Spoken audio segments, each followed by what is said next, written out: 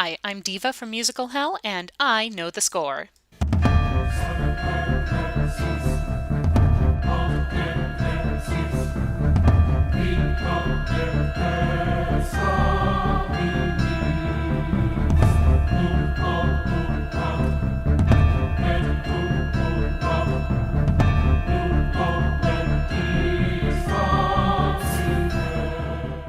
The Tony Awards are unusual in that the annual field of contenders is relatively small.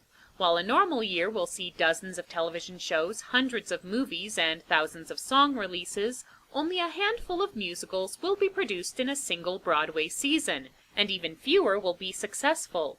This leads to some wildly varying award seasons. Some years the pickings will be so slim that the prize isn't bestowed with pride or love, but rather with a meh, whatever. And sometimes the competition is so fierce that the results are hotly debated for years to follow.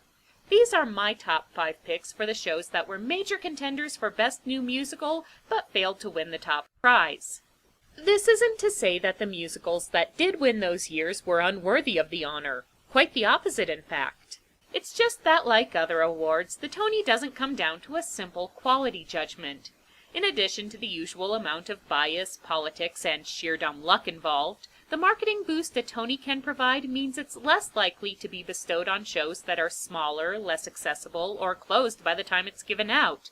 And these are the also-rans that, through their merit, popularity, or staying power, have proven that it was an honor just to be nominated. Soy un perdedor. I'm a loser, baby. So why don't you kill me? Number 5. Wicked.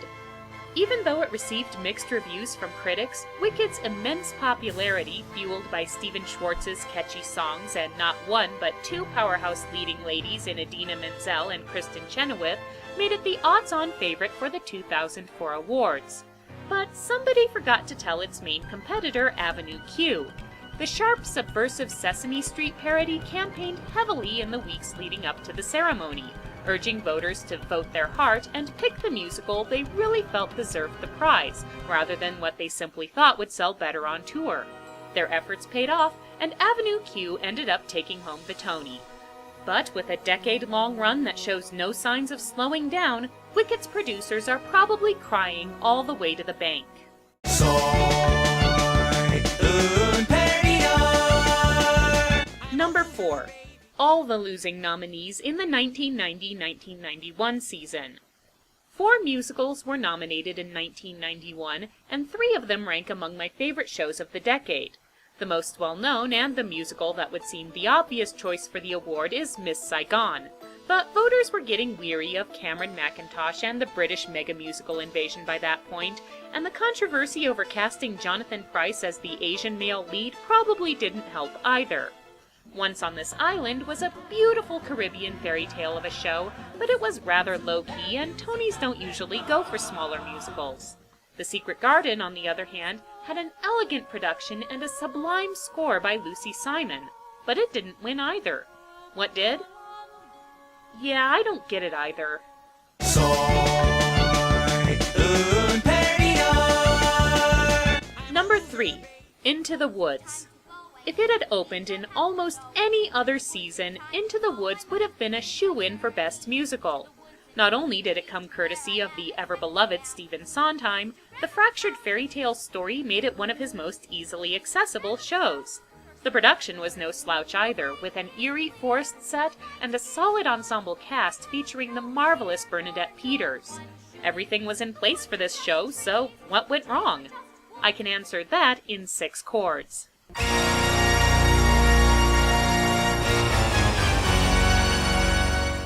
Yep, Into the Woods had the bad luck to premiere just weeks before the biggest of the big Andrew Lloyd Webber musicals hit Broadway with the force of a chandelier at terminal velocity. Sondheim and James Lapine did win Tonys for their score and book respectively, but Phantom's elegant Hal Prince-directed production, not to mention a prima donna's ransom in advance sales, proved unbeatable. Don't cry for Into the Woods, though. It won the Best Revival Tony in 2002, it remains one of Sondheim's most widely performed shows, and it's getting a film adaptation later this year. Let's hope it fares better on the screen than its major competitor did. Soy Soy un perdedor. Number 2. Ragtime. I think some people are still pissed off about this losing to The Lion King in 1998, and I can definitely see where they're coming from. Sure, Lion King does have Julie Taymor's gorgeous African tribal-inspired designs and is an enjoyable interpretation of the Disney classic.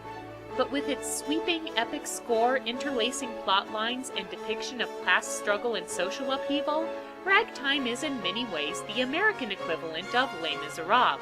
Stephen Flaherty and Lynn Aron's songs bring vibrant life to both E.L. Doctorow's fictional characters and real-life early 20th century personalities like Harry Houdini and Evelyn Nesbit, and Terrence McNally's book paints a nuanced picture of the American experience from a variety of angles. The 2009 Broadway revival didn't last long, but Ragtime still pops up in regional theaters. If you find a production playing near you, it's definitely worth checking out. Now, let's take a moment to acknowledge some of my also rans. Chicago. In a year dominated by a chorus line, the producers of Chicago probably felt like Mr. Cellophane. But a record-breaking revival and an Oscar-winning film adaptation have more than vindicated Kander and Ebb's black humor and razzle-dazzle style.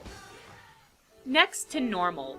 An unforgettable look at a family rocked by tragedy and mental illness, Next to Normal was probably too intimate to catch Tony voters' attention. But it did become the 8th musical to win the Pulitzer for Drama, which isn't a bad consolation prize. Gypsy. Although widely considered to have one of the best-written books in the genre, Gypsy lost to both The Sound of Music and Fiorello, which tied for the Tony in 1960.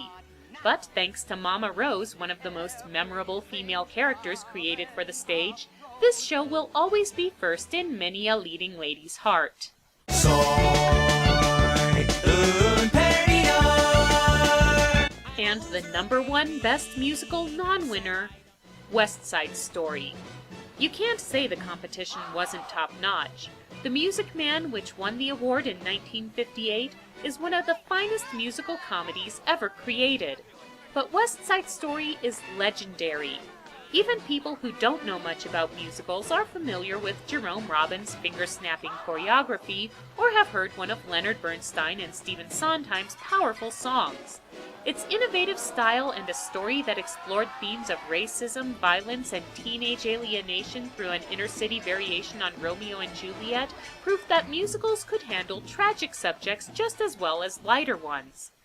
Maybe the problem was that it was a little ahead of its time, but you can't deny that the world finally caught up with it.